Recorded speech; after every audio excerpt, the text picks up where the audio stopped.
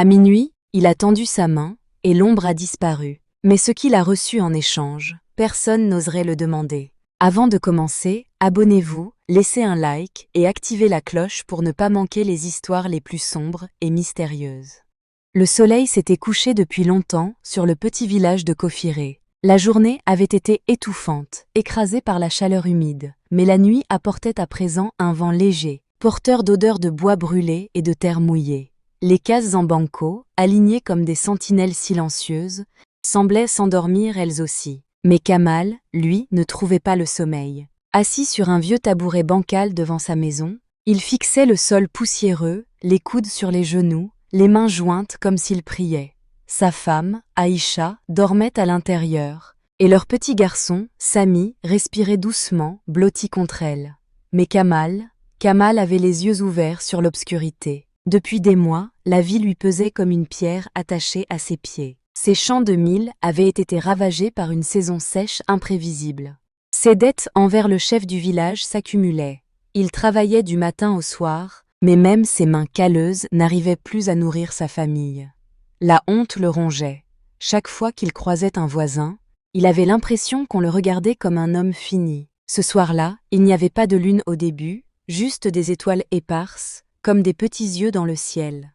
Mais à mesure que les heures passaient, un halo argenté commença à se lever derrière les collines, jusqu'à illuminer la place centrale du village.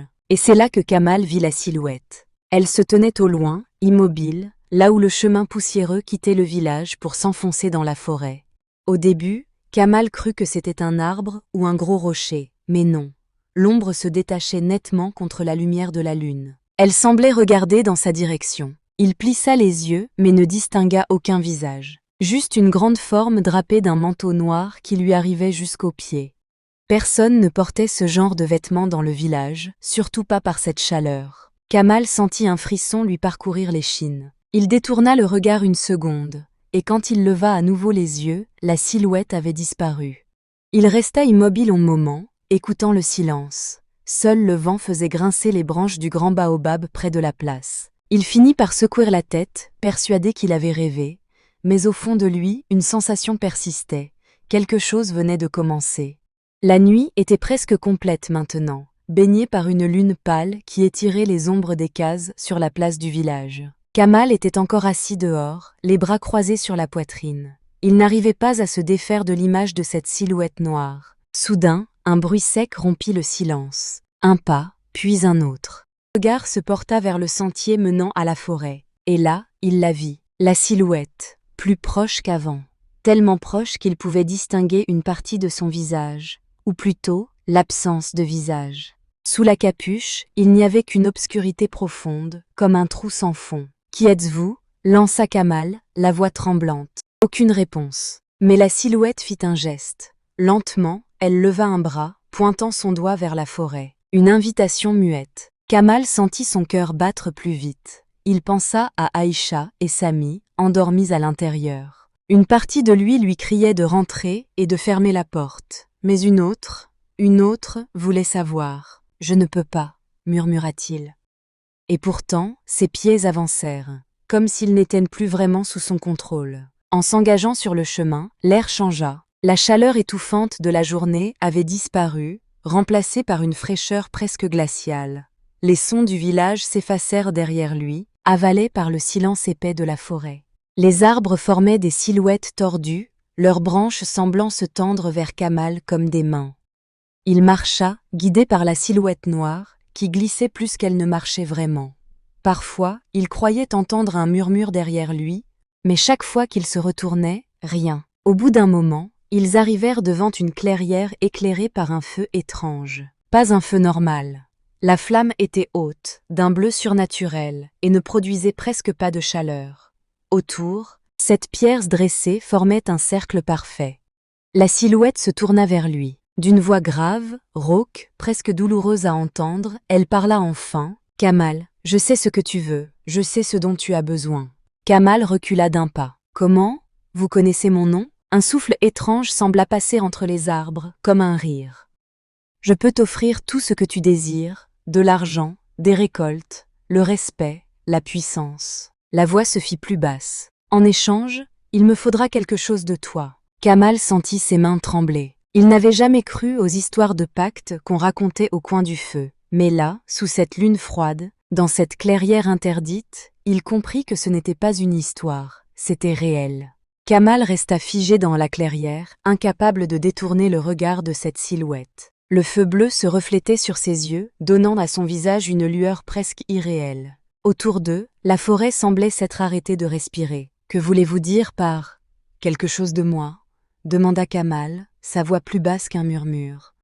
La silhouette avança d'un pas, et il sentit une odeur étrange, un mélange de fumée, de terre humide et de quelque chose de métallique, comme du sang séché. Chaque désir a un prix, Kamal. Sa voix était grave, lente, hypnotisante. Plus le désir était grand, plus le prix est lourd. Elle leva une main et, dans sa paume, apparut une petite flamme noire, tourbillonnante comme un serpent. « Accepte-la, et je t'offrirai prospérité, protection, et plus encore. Mais tu devras me donner. » Elle marqua un silence si long que Kamal sentit son cœur battre dans ses tempes. « La chose la plus précieuse que tu possèdes. » Kamal sentit une sueur froide couler dans son dos. « Et si, je refuse ?» Un ricanement, grave et sans joie, s'éleva dessous la capuche.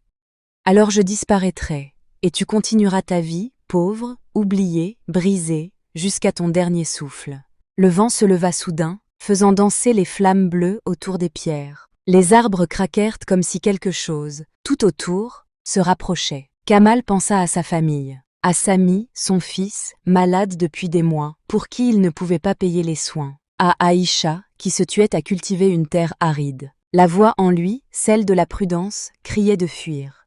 Mais une autre voix, plus forte, murmurait. « Et si c'était ta seule chance ? Comment savoir si vous tenez vos promesses ?» osa-t-il demander. La silhouette leva la main vers le ciel. D'un geste, elle fit tomber un billet d'or massif au sol, brillant comme si le soleil lui-même s'y reflétait. « Ceci n'est qu'un fragment de ce que je peux t'offrir. » Kamal le ramassa. Le métal était chaud et vibrant, comme s'il avait un cœur qui battait. La silhouette tendit alors la flamme noire vers lui. « Prends-la, et le pacte sera scellé. » Le temps sembla se figer. Le feu, la forêt, le vent, tout n'existait plus que pour ce moment. Kamal savait que s'il acceptait, il ne pourrait plus revenir en arrière. Mais il savait aussi que, sans cela, son destin serait déjà écrit, et ce ne serait pas un beau destin. Il tendit lentement sa main. La main de Kamal tremblait quand ses doigts effleurèrent la flamme noire. Au moment où il la toucha, elle se répandit sur sa peau comme un liquide brûlant, mais au lieu de lui consumer la chair, elle s'enfonça lentement sous sa peau et disparut. Un hurlement silencieux envahit sa tête. Il n'y eut pas de son, juste une vibration profonde, comme si 1000 tambours battaient dans son crâne. La silhouette inclina la tête. Le pacte est scellé. Soudain, le cercle de pierre autour de lui s'illumina d'une lumière pourpre. Les arbres alentours semblèrent se plier vers Kamal, comme s'ils le saluaient, ou comme s'ils se soumettaient à lui. L'air devint lourd, chargé d'électricité, et Kamal sentit son cœur battre plus vite, mais pas à cause de la peur, plutôt d'une étrange exaltation. Désormais, tout ce que tu toucheras pourra t'appartenir. Mais rappelle-toi, le prix viendra, toujours. La silhouette recula, se dissolvant peu à peu dans l'obscurité comme une fumée aspirée par le ciel. Kamal resta seul, respirant difficilement, mais incapable de s'empêcher de sourire. Il avait l'impression que ses mains étaient plus fortes, son regard plus perçant, son corps plus léger. En rentrant vers son village, il remarqua la différence. Un marchand, connu pour être avare, l'interpella et lui donna un sac de riz en disant « Tiens, je ne sais pas pourquoi, mais j'ai envie de t'aider aujourd'hui. » Une femme, qu'il ne connaissait pas, lui offrit un panier d'oranges, affirmant qu'elles étaient de trop. Même le chien agressif de son voisin, qui d'habitude lui montrait les dents, s'assit devant lui, docile, la queue battant doucement le sol. Kamal n'en revenait pas. Ce n'était pas seulement la chance, c'était comme si le monde s'inclinait devant lui. Mais cette nuit-là, en dormant, il fit un rêve étrange. Il se retrouva dans une salle immense, aux murs invisibles, où résonnait un goutte-à-goutte régulier. Devant lui, une silhouette, la même que dans la forêt, tenait un sablier rempli d'un liquide noir. Chaque grain qui tombe rapproche le prix à payer. La voix résonnait comme si elle venait de partout à la fois. Ne l'oublie jamais, Kamal. Même la richesse la plus éclatante a une ombre. Il se réveilla en sursaut, trempé de sueur, le cœur battant à tout rompre. Mais le sac d'or qu'il avait trouvé près de sa porte ce matin-là lui fit vite oublier l'inquiétude. Après tout, le prix, ça pouvait attendre. Les jours qui suivirent furent comme un rêve éveillé pour Kamal. L'homme qui, il y a à peine une semaine, peinait à trouver de quoi se nourrir, marchait maintenant dans les ruelles du village avec des vêtements propres, un pas assuré et un regard qui attirait le respect. Partout où il passait, les gens s'inclinaient légèrement, parfois sans même se rendre compte qu'il le faisait. Les marchands baissaient leur prix pour lui. Les anciens du village le saluaient comme un égal. Kamal avait ouvert une petite échoppe au marché. Étrangement, chaque jour, ses clients affluaient, même si ses produits n'étaient pas toujours meilleurs que ceux des autres. Les gens achetaient chez lui, comme attirés par une force invisible. La rumeur qui enflait. Très vite, les rumeurs commencèrent à circuler. Certains disaient que Kamal avait trouvé un trésor enfoui. D'autres juraient qu'il avait hérité d'un riche parent lointain. Mais personne n'osait lui poser la question directement. Il avait cette aura, ce mélange de charisme et de menaces silencieuses, qui forçait le silence. Un matin, alors qu'il comptait ses pièces d'argent, Kamal remarqua quelque chose d'inquiétant. Sur sa paume, juste là où la flamme noire l'avait touché, une tache sombre apparaissait. Elle ressemblait à une brûlure, mais ne faisait pas mal. Il tenta de la frotter avec de l'eau, puis avec un chiffon, mais elle ne partait pas. La nuit suivante, le rêve revint. Le sablier noir coulait toujours, mais cette fois, le liquide semblait plus épais. La silhouette murmura. Chaque succès accélère la chute. Kamal se réveilla, essoufflé, mais encore une fois, l'odeur de l'argent et des fruits frais sur sa table effaça ses inquiétudes. Un pouvoir qui va au-delà de l'argent. Un incident renforça sa conviction qu'il était invincible. Au marché, un homme jaloux de sa réussite tenta de le provoquer. Il lui cria dessus, l'insulta devant tout le monde. Mais au moment où Kamal le fixa dans les yeux, l'homme se figea. Ses mots moururent dans sa gorge, ses jambes tremblèrent, et il finit par tomber à genoux en balbutiant des excuses. Les spectateurs étaient bouche bée. Kamal, lui, comprit qu'il pouvait désormais plier les volontés à la sienne. Ce n'était plus seulement de la chance, c'était du contrôle. Pourtant, au fond de lui, une voix, faible mais insistante, murmurait « Tu joues avec une corde qui finira par se rompre ?» Le temps semblait s'être arrêté pour Kamal, qui voyait son influence grandir jour après jour. Le village tout entier paraissait à ses pieds, prêt à obéir au moindre de ses désirs. Chaque matin, les habitants murmuraient son nom avec un mélange de respect et de crainte. Les enfants se tenaient à distance quand il passait, les adultes échangeaient des regards inquiets. Un voile d'ombre semblait s'être abattu sur Kofiré, une tension palpable qui ne cessait de croître. Une nuit, alors que Kamal marchait seul dans la rue principale, il entendit des murmures autour de lui. Des voix à peine audibles, comme des chuchotements portés par le vent. Il se retourna, mais personne n'était là. Les animaux fuyaient sa présence. Les poules se taisaient, les chiens grognaient sans raison apparente.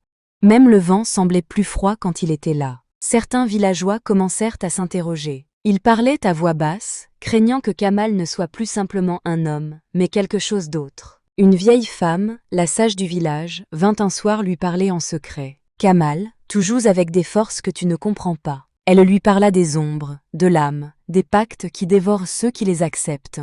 Mais Kamal, aveuglé par son pouvoir, la repoussa. « Je contrôle tout maintenant, rien ne peut m'arriver. » Mais cette nuit-là, en se regardant dans un miroir, Kamal eut un choc. Son reflet était parfait, sauf une chose, il n'avait plus d'ombre. Un vide noir s'étendait sous ses pieds, une absence qui lui donna un frisson glacé. Pour la première fois, la peur s'immisça réellement dans son cœur. Il comprit que son pacte avait un prix qu'il ne pouvait plus ignorer.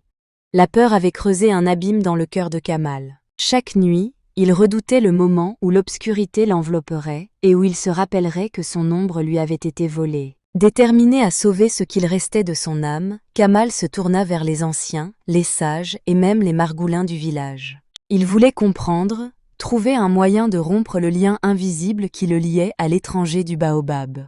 Une nuit, il alla voir la vieille conteuse, une femme respectée qui connaissait toutes les légendes du pays. Elle lui parla des pactes d'ombre, des échanges d'âmes et des rituels oubliés pour retrouver ce qui a été perdu. « Tu devras traverser la forêt interdite, jusqu'au cœur de l'arbre sacré, » murmura-t-elle, les yeux brillants dans la pénombre. « Là-bas, la vérité t'attend, mais prends garde. Ce chemin est truffé de pièges, et tous n'en reviennent pas. » Malgré les avertissements, Kamal sentit que c'était sa seule chance. Il prépara son sac, emporta de l'eau, quelques talismans protecteurs, et s'engagea dans la forêt, là où tout avait commencé. Les ombres semblaient en s'allonger à chaque pas, et la nuit se faisait plus épaisse. Le silence était interrompu seulement par le bruissement des feuilles et son propre souffle rapide. Il arriva enfin devant le grand baobab, majestueux et ancien. L'arbre semblait vivre, ses branches s'agitant comme des bras prêts à saisir. Soudain, une voix familière résonna dans la clairière. « Tu cherches à fuir ce que tu as accepté, Kamal. » L'étranger apparut, plus clair cette fois, son visage toujours caché dans l'ombre. « Le pacte est un cycle. Tu peux essayer de briser la chaîne, mais cela ne sera pas sans douleur. » Kamal sentit la lourdeur de ses choix peser sur lui comme une chape de plomb. Mais il savait que s'il ne tentait rien, il serait à jamais perdu. Le grand baobab se dressait devant Kamal, imposant et mystérieux, ses branches s'élevant comme des bras prêts à étreindre le ciel nocturne. Autour de lui, le vent sifflait, portant les murmures des ancêtres et des âmes perdues. Kamal serra les poings, le cœur battant à tout rompre. Il savait que ce moment serait décisif, rompre le pacte ou en accepter la dernière rançon. Le duel des ombres. Alors que la lune atteignait son zénith, une silhouette noire apparut, flottant entre les racines du baobab. C'était son ombre, devenue une entité autonome, avec des yeux ardents et une voix glaciale. « Tu m'as vendu, maintenant, c'est à moi de te réclamer. » La voix résonnait comme un écho venu des ténèbres. Kamal sentit la peur, mais aussi une étrange détermination. « Je veux récupérer ce qui m'appartient. » Une lutte invisible s'engagea, un combat entre la lumière de son âme et l'obscurité qui l'avait envahi. La révélation finale. Dans un éclair de douleur, Kamal comprit que pour retrouver son ombre, il devait accepter une autre forme de sacrifice. Ce n'était plus une question d'argent ou de pouvoir, mais de ce qui lui restait d'humanité. Alors, dans un dernier souffle, il offrit son orgueil, sa peur et son silence. Et l'ombre, apaisée, se mêla à nouveau à son corps. L'aube nouvelle. À l'aube, Kamal était là, devant le village, son ombre à ses pieds, mais différent. Plus humble, plus conscient des forces qu'il avait défiées. Les habitants remarquèrent ce changement, cette paix nouvelle. Kamal devint un homme transformé, un homme qui avait payé le prix fort, mais qui avait aussi gagné une nouvelle sagesse. Le pacte est une arme à double tranchant. Il peut offrir richesse et pouvoir, mais au prix de ton âme. Que feriez-vous, toi, si l'on te proposait ce choix? Si cette histoire t'a plu, n'oublie pas de t'abonner, de liker et d'activer la cloche pour ne manquer aucune de nos aventures mystérieuses. À très vite sur Contes et Histoires.